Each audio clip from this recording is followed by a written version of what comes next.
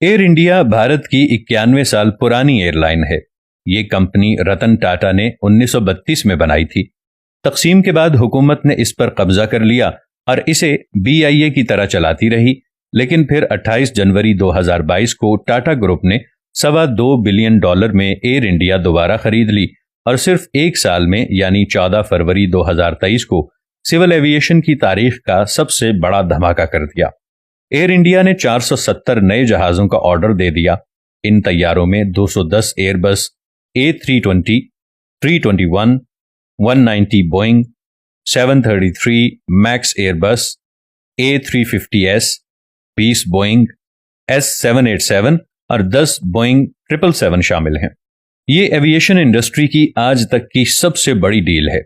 इसकी मालियत $60 बिलियन है और ये इस मुल्क में हो रहा है जो 1990 की दहाई तक पाकिस्तान की तरक्की को हैरत से देखता था। आप ये खबर सुनने के बाद एक लम्हे के लिए रुकिए और सोचिए, आज भारत कहां चला गया और हम कहां आ गए हैं। हम $1.5 बिलियन के लिए IMF के सामने एड़ियां रगड़ रहे हैं, जबकि भारत में एक कंपनी $60 बिलियन की डील कर रही है और अमरीकी सदर जो बाइडन, फ्रेंच सदर एमानुएल मैक्रोन और बरतानवी वजीर आजम ऋषि सुनक भारतीय वजीर आजम नरेंद्र मोदी को मुबारकबाद पेश कर रहे हैं। भारत इस डील के साथ साथ दुबई और दोहा स्टैंडर्ड के 80 नए एयर रूट्स भी बना रहा है, जिसके बाद इंडिया एशिया में सबसे बड़ा मरकज बन जाएगा। ये चीन को भी पीछे छोड़ देगा। एयर इंडिया से सालाना 7 करोड़ मुसाफिर दुनिया जहान की सैर करेंगे।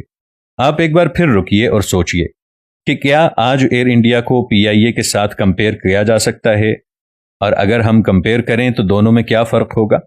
अगला सवाल यह है कि भारत और हम में क्या फर्क है। क्या यह सच नहीं है कि हमारी जबान, खाने, लिबास, कल्चर, रहन सहन में कोई खास फर्क नहीं।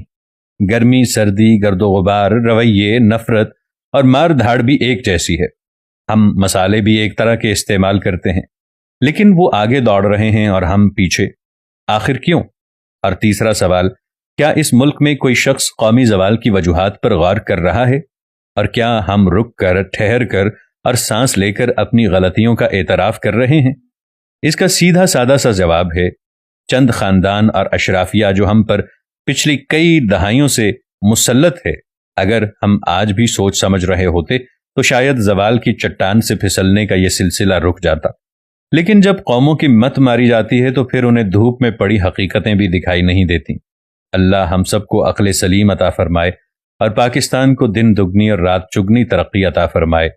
अल्लाह ताला हमें शख्सियत परस्ती से निकलने की तौफीक अता फरमाए और इस मुल्क का, अपने मुल्क का, अपने वतन का सोचने का, इसके लिए काम करने का हौसला, हिम्मत और जज्बा अता फरमाए।